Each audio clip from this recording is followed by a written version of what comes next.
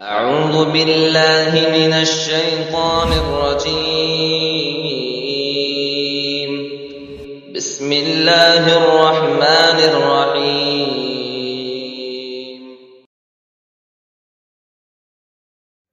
فبما رحمة من الله لنت لهم ولو كنت فظا غليظ القلب لانفضوا من حولك فاعف عنهم واستغفر لهم وشاورهم في الأمر فإذا عزمت فتوكل على الله إن الله يحب المتوكلين. وعن أبي ذر رضي الله تعالى عنه قال قال رسول الله صلى الله عليه وسلم لا تحقرن من المعروف شيئا ولو أن تلقى أخاك بوجه طلق. رواه الإمام مسلم في صحيحه. محترم حاضرین، نبی کریم صلی اللہ علیہ وسلم مکہ مکرمہ میں تھے. نبوت کے 10 سال گزر چکے تھے. اللہ تبارک و تعالی نے ایک رات جبرائیل علیہ السلام کے ساتھ براق سواری بھیجا. آپ صلی اللہ علیہ وسلم اس سواری پر سوار ہو کے بیت المقدس پہنچے اور پھر وہاں سے معراج کا سفر شروع ہوا. آپ صلی اللہ علیہ وسلم پہلے آسمان پر داخل ہوتے ہیں تو وہاں فرشتوں سے آپ کی ملاقات ہوتی ہے. نبی کریم صلی اللہ علیہ وسلم جبرائیل علیہ السلام سے کہتے ہیں کہ میں نے یہاں پر جتنے فرشتوں سے ملاقات کی سب نے ہنستے ہوئے مسکراتے ہوئے میرا استقبال کیا، مجھے دعائیں دی، لیکن میں نے ایک فرشتے کو دیکھا کہ وہ میرا استقبال تو کر رہے ہیں، دعائیں بھی دے رہے ہیں، لیکن ان کے چہرے پر مسکراہٹ نہیں ہے. دیگر فرشتوں کی طرح مسکرا کر میرا استقبال نہیں کر رہے ہیں. جبرائیل علیہ السلام سے پوچھا یہ کون ہے؟ آپ نے فرمایا ھذا مالک خازن النار، یہ جہنم کا داروغہ مالک فرشتہ ہے اور یہ کبھی ہنستا نہیں ہے، اس کے چہرے پر کبھی مسکراہٹ نہیں آتی. نہ آج سے پہلے اس نے کبھی مسکرایا ہے، ہنسا ہے، اور نہ آج کے بعد وہ کبھی ہنسے گا. اگر پہلے یا بعد میں بھی اس کے پاس ہنسی ہوتی تو آپ کو دیکھ کر آج وہ مسکراتا، لیکن یہ ایسا فرشتہ ہے جو کبھی ہنستا نہیں ہے اور یہ جہنم کا داروغہ ہے. نبی کریم صلی اللہ علیہ وسلم کے بارے میں عبداللہ بن حارث رضی اللہ تعالی عنہ فرماتے ہیں ما رأیت احدا اکثر تبسما من رسول اللہ صلی اللہ علیہ وسلم. میں نے اپنی زندگی میں رسول اللہ صلی اللہ علیہ وسلم سے زیادہ کسی کو مسکراتے ہوئے نہیں دیکھا.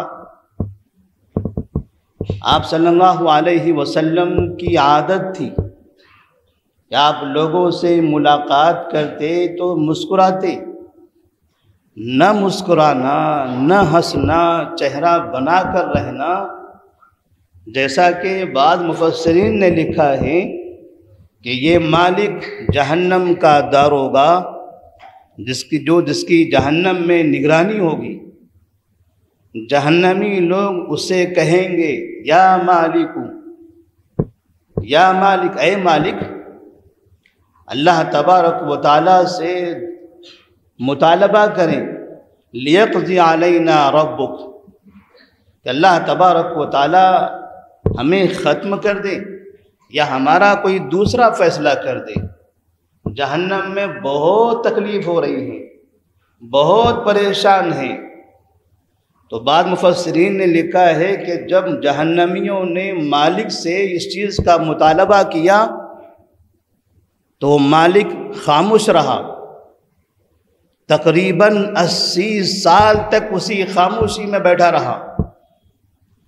80 سال، جس کا ایک دن دنیا کے دن کے حساب سے نہیں تھا، 1000 دن کے برابر ایک دن تھا۔ اس طرح سے وہ 80 سال تک خاموش رہا اور پھر اس سے کہا انکم ماکثون، پڑے رہو یہیں پر، تمہارا ٹھکانہ تو یہی ہے۔ وہ فرشتہ اللہ تبارک و تعالیٰ نے اسے ایسا بنایا ہے کہ اس کے چہرے پر مسکراہٹ نہیں ہوتی، اس کے دل میں رحم نہیں ہوتا، لیکن اللہ تبارک و تعالیٰ نے سید المرسلین خاتم النبیین محمد بن عبداللہ صلی اللہ علیہ وسلم کو رحمت للعالمین بنا کر بھیجا۔ آپ صلی اللہ علیہ وسلم اپنے ساتھیوں سے ملاقات کرتے مسکرا کر ملتے، حتیٰ کہ جب آپ کفار سے ملتے تو ان سے بھی مسکرا کر ملتے، تاکہ یہ اچھے اخلاق کا مظاہرہ ان لوگوں کو اسلام کی طرف مائل کرے، کیونکہ اچھے اخلاق انسان کے دل کو راغب کرتے ہیں۔ تو نبی کریم صلی اللہ علیہ وسلم فرماتے ہیں لا تحقرن من المعروف شیئا، کوئی بھی نیکی کا کام چاہے چھوٹا ہی کیوں نہ ہو اس کو حقیر نہ سمجھو، کسی بھی نیکی کے کام کو، اچھے کام کو حقیر نہ سمجھو، چاہے وہ اچھا کام چھوٹا ہو یا بڑا ہو۔ یہ چھوٹے چھوٹے اچھے کام، یہ چھوٹی نیکیاں، یہ کل قیامت میں پہاڑ کے برابر ہوں گی۔ لا تحقرن من المعروف شیئا ولو ان تلقى اخاك بوجه طلق، یہاں تک کہ اگر کبھی آپ کو اپنے بھائی سے ملاقات کرنی ہو تو ذرا مسکرا کر ملاقات کرو، اپنے ساتھی سے ملاقات کرنی ہو تو چہرہ اچھا بنا کر ملاقات کرو، چہرہ بسور کر، غصے میں، تکبر میں، جلال میں، مونچھیں تان کر، آنکھیں ٹیڑھی کر کے، گھور کے دیکھنا، یہ متکبرین اور جاہلین کی علامت ہوتی ہیں۔ مسکرانا، ہنسنا، یہ انسان کی زندگی کے لیے خوشحالی کا بہترین ذریعہ ہے۔ انسان کی زندگی میں اس میں اطمینان پیدا ہوتا ہے۔ مسکراہٹیں اور اس طرح سے لوگوں کے ساتھ ہنسی مذاق کے ساتھ، اچھی دل لگی کے ساتھ، اچھی باتوں کے ساتھ، ایک دوسرے کے ساتھ مل جل کر رہنا، بعض اطباء کہتے ہیں کہ اس سے انسان کی زندگی میں 13 سال کا فرق ہو جاتا ہے۔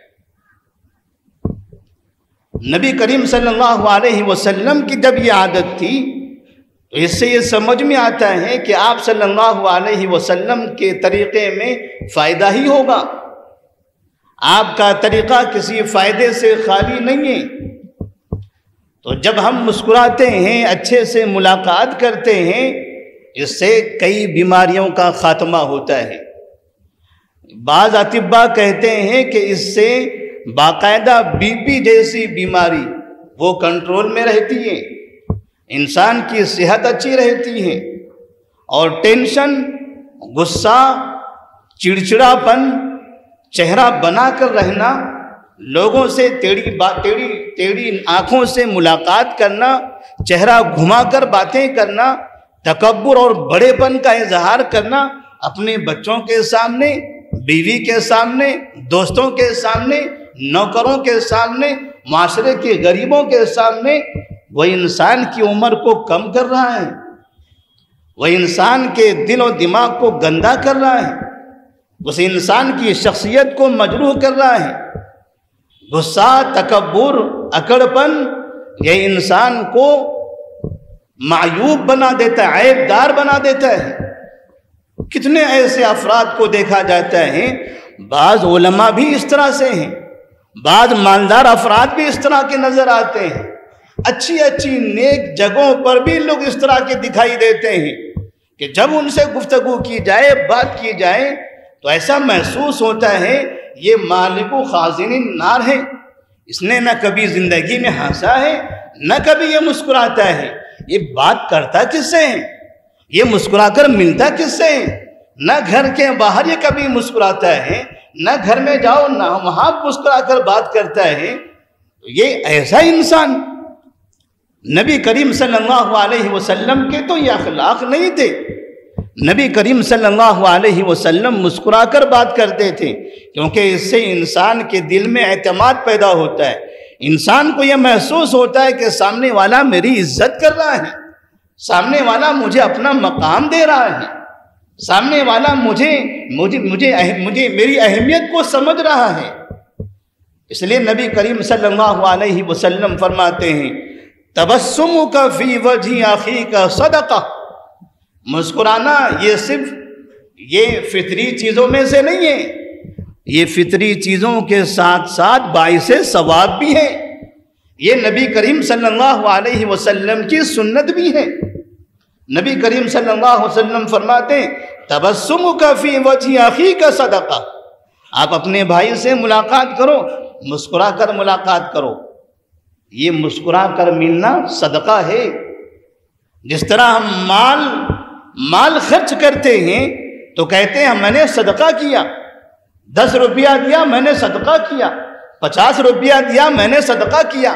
جیب میں اگر پیسہ ہوگا تو دو گے صدقہ ہوگا، لیکن مسکرانے کے لیے مال کی ضرورت نہیں ہے، مسکرانے کے لیے بس اچھا چہرہ بنانا، مسکرانا، اچھے دل سے سامنے والے کا استقبال کرنا، ایک تو عزت بھی بڑھے گی اور ساتھ میں اللہ تبارک و تعالیٰ ثواب بھی عطا فرمائے گا۔ تو نبی کریم صلی اللہ علیہ وسلم اقرا بن حابس رضی اللہ تعالیٰ عنہ ایک مرتبہ آپ صلی اللہ علیہ وسلم کو دیکھتے ہیں کہ حسن بن علی اپنے نواسے کو وہ گود میں لیے ہوئے ہیں اور ان کے ساتھ کھیل رہے ہیں، ہنس رہے ہیں، مذاق کر رہے ہیں۔ وہ کبھی سر پر بیٹھتے ہیں، کبھی داڑھی کے بال کھینچتے ہیں، کبھی سر کے بال کھینچ رہے ہیں، کبھی پیٹھ کی طرف جا رہے ہیں، آپ اس کے ساتھ کھیل رہے ہیں اور کھیلتے ہوئے اسے بوسہ دے رہے ہیں۔ اقرا بن حابس رضی اللہ تعالیٰ عنہ نے دیکھا سید المرسلین ہیں، یہ تو ہمارے بادشاہ ہیں، یہ ہم سب کے حاکم ہیں، اللہ کے سب سے محبوب بندے ہیں، یہ خاتم النبیین ہیں، بھلا یہ چھوٹے سے بچے کو گود میں لے کر اس کے ساتھ کھیل رہے ہیں، اس کے ساتھ مذاق کر رہے ہیں اور اسے بوسہ دے رہے ہیں۔ وہ کہتے ہیں یا رسول اللہ صلی اللہ علیہ وسلم ان لی عشرۃ من الولد، میرے 10 بیٹے ہیں، وہ کہتے ہیں میرے 10 بچے ہیں، ما قبلت احدا منہم ابدا، میں نے کبھی بھی آج تک انہیں بوسہ نہیں دیا۔ نبی کریم صلی اللہ علیہ وسلم فرماتے ہیں ایسا انسان بچوں سے بھی محبت نہ کرے، اتنی اداسی، اتنی مایوسی، دلوں میں اتنی سختی، چہرے میں اتنا بگاڑ، دلوں میں اتنی تاریکی، بھلا اتنی شدت کا فائدہ کیا ہے؟ آپ فرماتے ہیں من لا یرحم لا یرحم، جو دوسروں پر رحم نہیں کرتا، دوسروں سے محبت کا اظہار نہیں کرتا، دوسروں کے ساتھ اچھا برتاؤ نہیں کرتا، دوسروں کے ساتھ خوشی کا مظاہرہ نہیں کرتا، لا یرحم، اس کے ساتھ بھی رحم نہیں کیا جائے گا۔ اس کے ساتھ بھی اچھا برتاؤ نہیں کیا جائے گا، اس کا بدلہ بھی بہتر نہیں ہوگا۔ نبی کریم صلی اللہ علیہ وسلم باقاعدہ صحابہ رضی اللہ تعالی عنہم کے درمیان میں اپنے نواسوں کو گود میں لے کر ان کے ساتھ مذاق کیا کرتے تھے۔ صحابہ رضی اللہ تعالی عنہم فجر کی نماز پڑھتے، فجر کی نماز کے بعد آپ صلی اللہ علیہ وسلم صحابہ سے ملاقات کرتے، صحابہ بیٹھے رہتے، جنہوں نے کوئی خواب دیکھا ہے وہ خواب بیان کرتا، آپ ان کی تعبیر بیان کرتے۔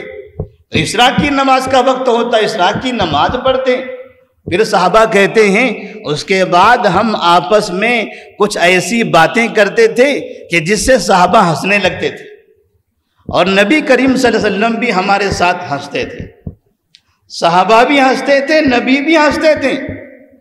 یہ فرق نہیں تھا کہ میں حاکم ہوں اور یہ رعایا ہے، مجھے ان کے سامنے منہ بنا کر رہنا ہے، مجھے تان کر رہنا ہے، بالکل دور رہنا ہے، ورنہ یہ اونچ نیچ کہاں سے معلوم ہوگی؟ کیسے انہیں سمجھ میں آئے گا کہ میں بڑا ہوں؟ لوگ کبھی اپنے آپ کو بڑا دکھانے کے لیے منہ پھگا کر رہتے ہیں، انہیں لگتا ہے جتنا منہ پھگاؤ اتنا بڑا پن ظاہر ہوتا ہے۔ نبی کریم صلی اللہ علیہ وسلم صحابہ رضی اللہ تعالی عنہم کے ساتھ دوستوں کی طرح رہتے تھے، ان کے ساتھ ہنسی مذاق کرتے تھے، یہاں تک کہ آپ صلی اللہ علیہ وسلم جب گھر میں جاتے ہیں تو گھر میں بھی ازواج مطہرات کے ساتھ ہنسی مذاق کرتے، ان سے ملاقات کرتے تو وہاں بھی مسکرا کر ملاقات کرتے تھے۔ بعض مرتبہ کچھ مرد ایسے ہوتے ہیں جو اپنی بیویوں کے ساتھ ہنسنا، مذاق کرنا، مسکرا کر ملنا، انہیں ایسا محسوس ہوتا ہے کہ اگر بیوی سے اس طرح سے ملو تو ہماری مردانگی کمزور ہو جائے گی، لوگ سمجھیں گے ہم مرد نہیں ہیں۔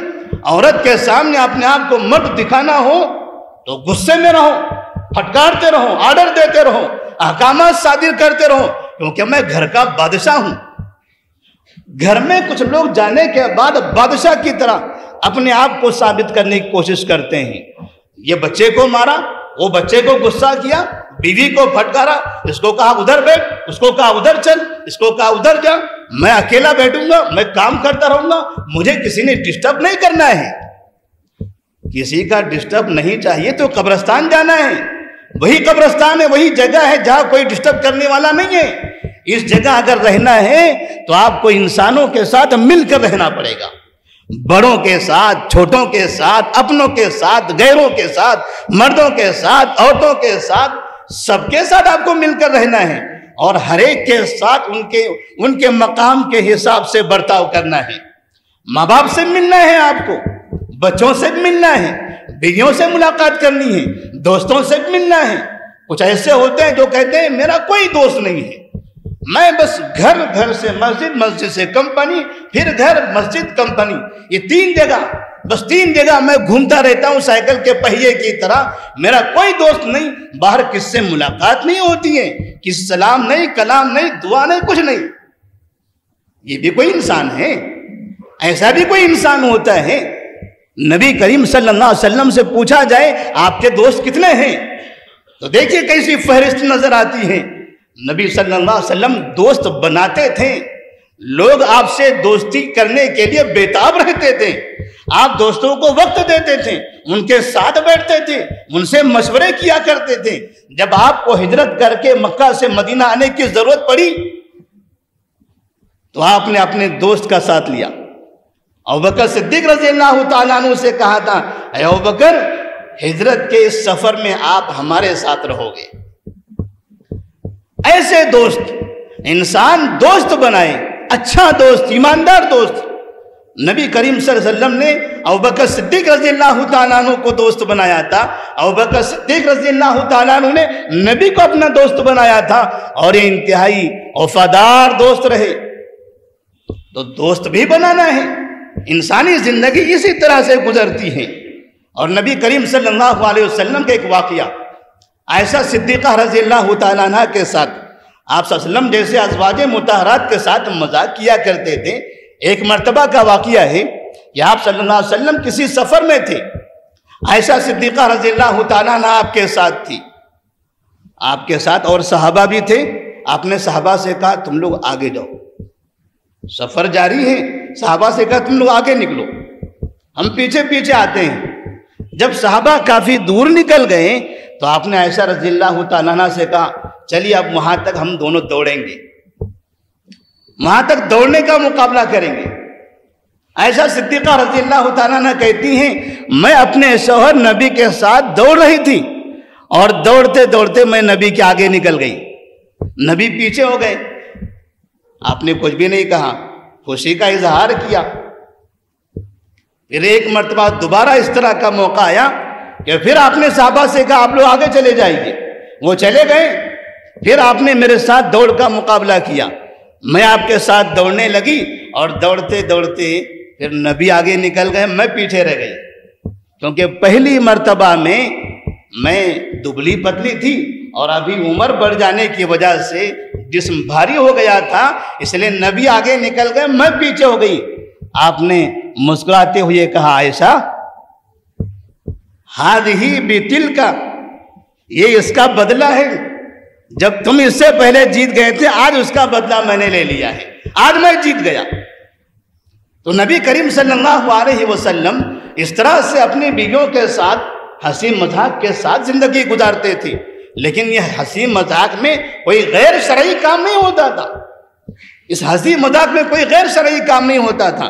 ایک مرتبہ ایک صحابی، ایک بدو صحابی جو کبھی مدینہ آتے تھے اور آنے کے بعد آپ صلی اللہ علیہ وسلم کو تحفے تحائف دیا کرتے تھے، وہ گاؤں سے کچھ تحفے لاتے آپ کو دیتے، جب وہ جاتے تو آپ مدینہ شہر کے کچھ تحفے انہیں دے دیتے، تو وہاں کا سامان آپ کو ملتا، یہاں کا سامان ان کو مل جاتا۔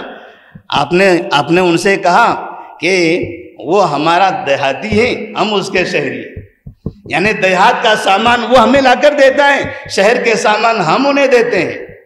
آپ اسے بڑا پسند کرتے تھے، لیکن شکل و صورت میں وہ زیادہ خوبصورت نہیں تھے، دو قسم کے دیہات میں پہاڑوں میں رہنے والے شخص۔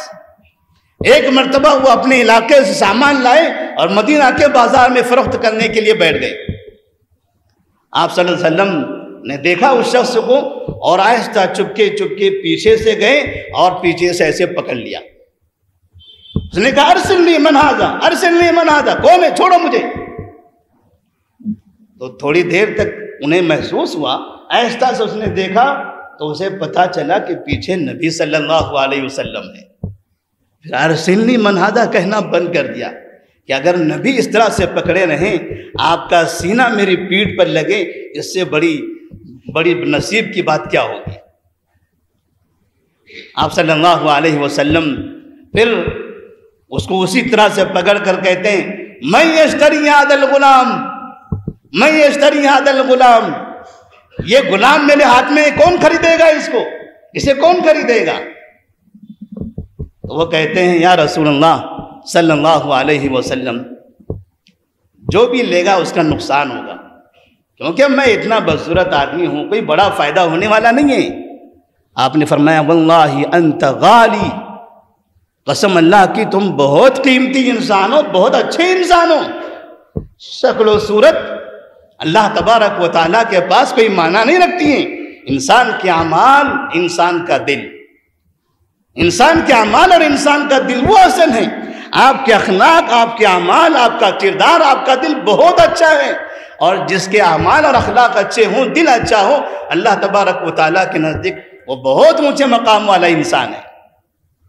اسی طرح آپ صلی اللہ علیہ وسلم کے پاس ایک بوڑھی عورت آتی ہے، کہتے ہیں یا رسول اللہ صلی اللہ علیہ وسلم ادعو اللہ ان یدخلنی الجنہ، اللہ سے آپ دعا کیجئے کہ مجھے جنت میں داخل کر دے۔ بوڑھی عورت ہے، بڑھاپا آ گیا ہے، نبی سے خواہش کر رہے کہ آپ دعا کیجئے ہمارے لیے۔ آپ نے فرمایا ان الجنت لا تدخلها عجوز، جنت میں کوئی بوڑھی داخل ہونے والی ہی نہیں ہے۔ وہ بوڑھی عورت پریشان ہو گئی اور روتے ہوئے وہاں سے جانے لگی۔ اب کیسا ہوگا، اس زندگی میں اتنے کام کر رہے ہیں ہم جنت میں نہ جائیں؟ ان الجنت لا تدخلها عجوز، بوڑھی عورت جنت میں داخل نہیں ہوگی۔ وہ وہاں سے روتے ہوئے جانے لگی، آپ ہنسنے لگے۔ آپ نے صحابہ سے کہا جاؤ اسے بلاؤ، اسے بلاؤ، میں نے تو یہ مذاق سے کہا تھا، میں نے تو یہ مذاق سے کہا تھا۔ اسے بلاتے ہیں اور اس سے کہتے ہیں کہ اللہ تبارک و تعالیٰ نے قرآن مجید میں فرمایا اِنَّا أَنشَأْنَاهُنَّ إِنشَاءً فَجَعَلْنَاهُنَّ أَبْكَارًا عُرُبًا أَتْرَابًا۔ اللہ تبارک و تعالیٰ تمام عورتوں کو وہاں پر جوان بنا کر داخل کرے گا، لہذا وہاں کوئی بوڑھی نہیں ہوں گی، آپ بھی داخل ہوں گے مگر جوانی کی حالت میں۔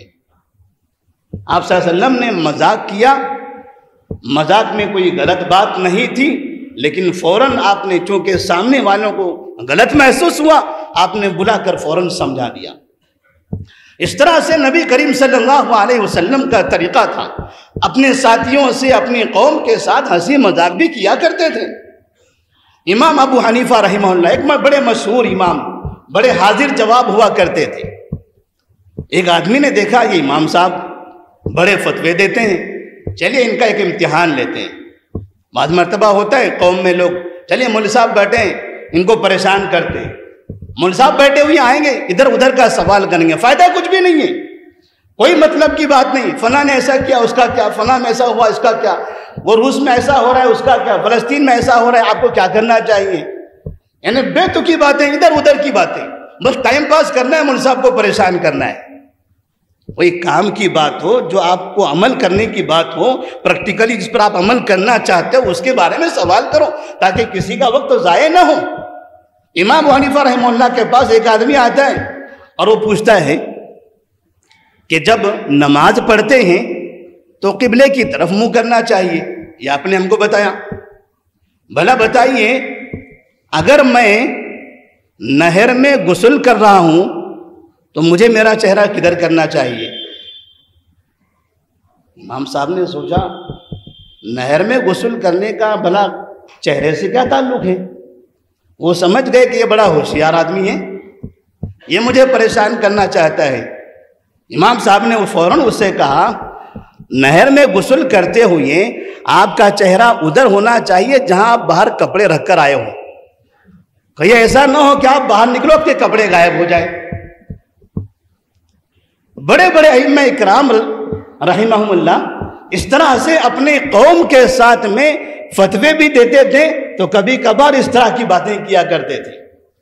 ایک مشہور امام تھے ابو زرع الرازی غالباً رحمہ اللہ، ایک مرتبہ ایک آدمی ان کے پاس آتا ہے اور کہتا ہے کہ میں وضو کرتا ہوں، میری داڑھی بڑی ہے اور وضو میں جب داڑھی پہ خلال کرتا ہوں تو مجھے شک ہوتا ہے کہ پتہ نہیں داڑھی بھیگی یا نہیں بھیگی۔ اب اس شک کی بیماری اس کا کیا علاج ہے؟ انہوں نے کہا آپ کو شک ہوتا ہے، کہا کوئی بات نہیں، آپ خلال کرتے ہو کافی ہے، نہیں پھر بھی مجھے شک ہوتا ہے، مجھے کیا کرنا چاہیے؟ جب انہوں نے دیکھا کہ بار بار سوال کر رہے، ایک کام کرو، رات میں جب سو ایک لوٹے میں پانی لے لو اور اپنی داڑھی اس میں رکھ کے سو جاؤ، صبح فجر تک وہ بھیگ جائے گی، پھر آپ کو کوئی شک نہیں ہونے والا ہے۔ اس طرح سے بڑے بڑے ائمہ اکرام رحمہم اللہ نبی صلی اللہ علیہ وسلم کا جو طریقہ تھا کہ آپ اپنے ساتھیوں کے ساتھ مذاق کرتے تھے، لیکن اس مذاق میں کہیں جھوٹ نہیں ہوتا تھا۔ قریب کے امام ابن عثیمین رحمہ اللہ، محمد بن صالح العثیمین رحمہ اللہ کے بارے میں کون نہیں جانتا؟ محمد بن صالح العثیمین رحمہ اللہ ایک مرتبہ ایک کار سے سفر کر رہے تھے، کرائے کی کار، اجرا والی کار تھی، آپ پیچھے بیٹھے، کار ڈرائیور گاڑی چلاتے ہوئے آپ سے پوچھتا ہے کہ آپ کون ہیں، کہاں کے ہیں، ذرا تعارف کر دیں تو اچھی بات ہے، ہم ساتھ میں سفر کر رہے ہیں۔ تو آپ نے فرمایا میرا نام محمد بن صالح العثیمین ہے۔ کار ڈرائیور کو لگا کہ یہ آدمی مجھ سے مذاق کر رہا ہے، کیونکہ محمد بن صالح العثیمین تو بڑے عالم، وہ کرائے کی کار میں کیسے سفر کریں گے؟ تو اس نے فوراً جواب دیا مجھ ناچیز کو ابن باز کہتے ہیں۔ کار ڈرائیور کہتا ہے مجھ ناچیز کو ابن باز کہتے ہیں۔ تو عثیمین صاحب نے کہا ابن باز، آپ ابن باز ہو؟ ابن باز تو نابینا تھے، بھلا نابینا کوئی گاڑی چلاتا ہے؟ تو وہ ہنسنے لگا اور کہنے لگا کہ اگر آپ عثیمین ہو سکتے ہو تو میں ابن باز کیوں نہیں ہو سکتا؟ انہیں لگ رہا تھا کہ آپ بھی مذاق کر رہے ہیں۔ تو بعد میں آپ نے اسے سمجھایا کہ میں آپ سے مذاق نہیں کر رہا ہوں، میں صحیح کہہ رہا ہوں کہ میرا نام محمد بن صالح العثیمین ہے، جو آپ سنتے ہیں ملک میں کہ فلاں فلاں شخص ہے، بڑے عالم ہے، وہی ہوں میں۔ تو اس کے بعد وہاں معاملہ ختم ہو گیا۔ امام البانی رحمہ اللہ ایک مرتبہ کار چلا رہے تھے، ان کے شاگرد ان کے پیچھے بیٹھے ہیں، اور کار چلاتے ہوئے وہ تیز چلانے لگے۔ علامہ البانی رحمہ اللہ بڑے محدث، جن کا تعارف ہم کثرت سے جانتے رہتے ہیں، سنتے رہتے ہیں ان کے بارے میں، تقریباً حدیثوں پر انہوں نے حکم لگایا ہے، صحیح، حسن، ضعیف، ایک وقت کے بہت بڑے محدث گزرے ہیں۔ وہ کار بہت تیز چلایا کرتے تھے، ایک شاگرد ان کے پیچھے مدینہ منورہ میں بیٹھے ہوئے تھے اور وہ کار تیز چلانے لگے، تو وہ شاگرد کہتا ہے کہ ابن باز رحمہ اللہ، ابن باز نے، شیخ ابن باز جو موجود تھے اس وقت، کہا کہ شیخ ابن باز نے یہ فتویٰ دیا ہے کہ کار تیز نہیں چلانا چاہیے۔ تو البانی رحمہ اللہ نے مذاق میں کہا ان هذه فتوى من لم يجرب قیادت السیارہ یا من لم يجرب فن القیادت، یہ فتویٰ اس کا ہے جس کو گاڑی چلانا نہیں آتی۔ ابن باز تو نابینا تھے، مطلب وہ گاڑی کہاں سے چلائیں گے؟ تو طالب علم ہنسنے لگا، اس نے کہا یا شیخ ابن باز کو بتاؤں کہ آپ نے ایسا کہا ہے؟ کہا جاؤ خبر دے دو ان کو۔ تو ایک دن ان کی مجلس میں طالب علم پہنچتا ہے اور ابن باز سے سوال کرتا ہے، اور ان سے کہتا ہے کہ میں البانی شیخ کے پیچھے گاڑی میں بیٹھا ہوا تھا، وہ تیز چلا رہے تھے، میں نے آپ کا فتویٰ سنایا تو انہوں نے یہ جواب دیا۔ تو ابن باز ہنسنے لگے اور کہنے لگے انہیں بتاؤ ان هذه فتوى من لم يجرب دفع الدیات، یہ اس کا فتویٰ ہے جس پر چالان نہیں پڑا ہے ابھی، جب چالان پڑے گا تو اسپیڈ خود بخود کم ہو جائے گی۔ تو اس طرح سے علماء کرام بھی بعض مرتبہ ایک دوسرے کے ساتھ مذاق کرتے تھے، لیکن مذاق میں احترام ہونا چاہیے۔ آپ کوئی ہنس رہے ہیں، آپ کے ساتھ کوئی ہنس رہا ہے، کوئی مذاق کر رہا ہے تو اس میں بھی احترام ہونا چاہیے۔ ہنسی مذاق میں حد سے گزر جانا، جھوٹ بولنا، دھوکہ دینا، کئی مرتبہ دوستوں کے ایسے واقعات ہم نے سنا ہے کہ ایک مرتبہ اسی جگہ، اسی شہر کے اندر ایک دوست اپنے دوستوں کے ساتھ کسی کمرے میں لیٹا ہوا تھا کہ رات میں دوستوں نے یہ مشورہ یہ طے کیا کہ فلاں ساتھی کو ہم پریشان کریں گے، مذاق کریں گے ان کے ساتھ۔ رات کا وقت ہو گیا اور انہوں نے جو مکھڑا آتا ہے جس میں عجیب و غریب چہرے ملتے ہیں پلاسٹک کے، وہ چہرے وہ مکھڑے اپنے چہرے پر لگا لیے۔ ان کا ساتھی سویا ہوا تھا، لائٹ بند تھی، اندھیرا تھا، آہستہ سے اس کی چادر کھینچی اور منہ اپنا سامنے کر دیا۔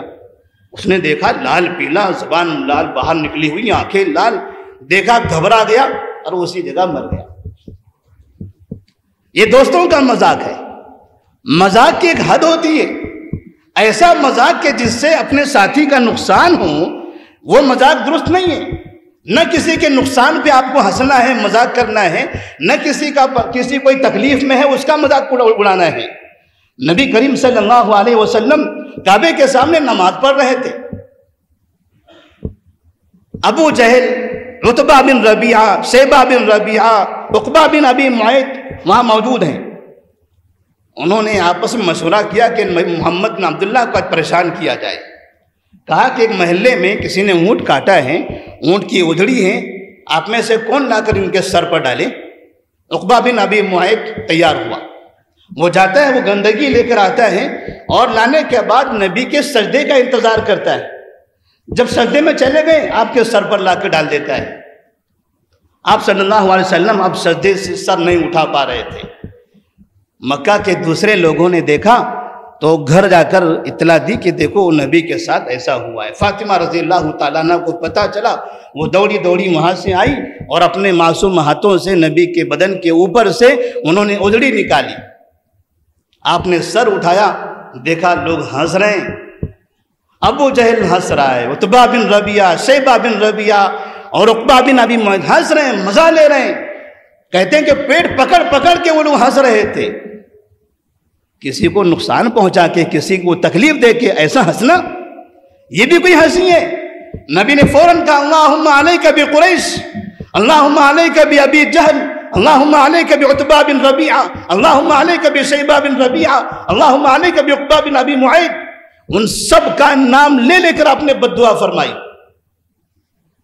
تو لوگ کبھی مذاق اڑاتے ہیں، مذاق کرتے ہیں، ہنستے ہیں تو جھوٹ بولتے ہیں، دھوکہ دیتے ہیں، کسی کی کمزوری اور کسی کے نقصان کسی کے گھریلو حالات، ان سب چیزوں پر کا بول بول کے مذاق اڑاتے ہیں۔ مذاق میں اگر کسی کو تکلیف ہوتی ہو، مذاق میں اگر کسی کی دل آزاری ہوتی ہو، مذاق میں اگر کسی کا نقصان ہوتا ہو، یہ مذاق حرام ہے۔ نبی جو مذاق کرتے تھے، نبی جو مسکراتے تھے، وہ عبادت ہے، وہ عبادت ہے، اور اس میں سامنے والے کو فائدہ ہے، اس میں محبت میں اضافہ ہوتا ہے، الفت ہوتی ہے، اعتماد پیدا ہوتا ہے۔ تو ایسا مذاق، ایسی ہنسی جس میں محبت ہو، جس میں الفت قائم ہو اور دوستی پروان چڑھے، گھرانہ خوشحال بنے، ایسا مذاق جائز ہے۔ نبی کہتے ہیں وَيْلٌ لِلَّذِي يُحَدِّثُ فَيَكْذِبُ لِيُضْحِكَ بِهِ الْقَوْمُ وَيْلٌ لَهُ بربادی ہے اس کے لیے، جہنم ہے اس آدمی کے لیے جو بات کرتا ہے تو جھوٹ بول کر لوگوں کو ہنساتا ہے، لوگوں کو ہنسانے کے لیے، مجلسیں بنانے کے لیے جھوٹ بولتا ہے تاکہ لوگ ہنستے رہیں۔ آج کامیڈی، لطیفے اور نہ جانے کون کون سے ایسے واقعات، ایسے ڈرامے چلتے ہیں ہمارے پاس، دنیا کا جھوٹ بولا جاتا ہے۔ مقصد کیا ہے؟ تاکہ لوگ ہنسیں۔ اگر لوگوں کو ہنسانے کے لیے جھوٹ بولا جا رہا ہے تو نبی نے کہا وَيْلٌ لَهُ وَيْلٌ لَهُ، ایک حدیث میں 3 مرتبہ آپ نے اس کے لیے جہنم کی وعید سنائی ہے۔ تو کسی کو نقصان پہنچانے کے لیے، کسی کو تکلیف دینے کے لیے، کسی کی دل آزاری کے لیے مذاق اڑانا، مذاق کرنے کے بجائے مذاق اڑانا، کسی کے خاندان اور کسی کے گھرانے، کسی کے ماں باپ، کسی کے بچے، کسی کی بیوی، کسی کی شادی بیاہ، کسی کی تجارت، کسی کا سرنیم، حسب و نسب، ایسی چیزوں کا استعمال کر کے مذاق اڑانا، یہ حرام ہے، یہ حرام ہے۔ اللہ تبارک و تعالیٰ نے اس سے منع فرمایا لا تنابزوا بالالقاب بئس الاسم الفسوق بعد الایمان ومن لم یتب فاولئک هم الظالمون۔ برے ناموں سے کسی کو مت یاد کرو، کسی کے ساتھ برا برتاؤ مت کرو، کسی کو برے ناموں سے یاد مت کرو، برے الزامات مت لگاؤ، بری چڑ مت بناؤ، برا مذاق نہ کرو۔ ومن لم یتب فاولئک هم الظالمون، جو توبہ نہیں کرے گا یاد رکھنا وہ ظالم ہوگا۔ اللہ تبارک و تعالیٰ سے دعا ہے کہ اللہ تبارک و تعالیٰ ہم تمام کو ہماری زندگی، ہنسی مذاق مسکرانے کی جو زندگی ہے، اس زندگی کو شریعت کے دائرے میں رہتے ہوئے اپنانے کی توفیق عطا فرمائے۔ اللہ تبارک و تعالیٰ ہمیں ہنسی خوشی زندگی گزارنے کی توفیق دے، اپنے دوستوں کے ساتھ، والدین کے ساتھ، بچوں کے ساتھ، بیویوں کے ساتھ، تمام لوگوں کے ساتھ مسکراتے ہوئے اور اچھے اخلاق کا مظاہرہ کرتے ہوئے ہمیں زندگی گزارنے کی توفیق دے۔ والسلام علیکم ورحمۃ اللہ وبرکاتہ۔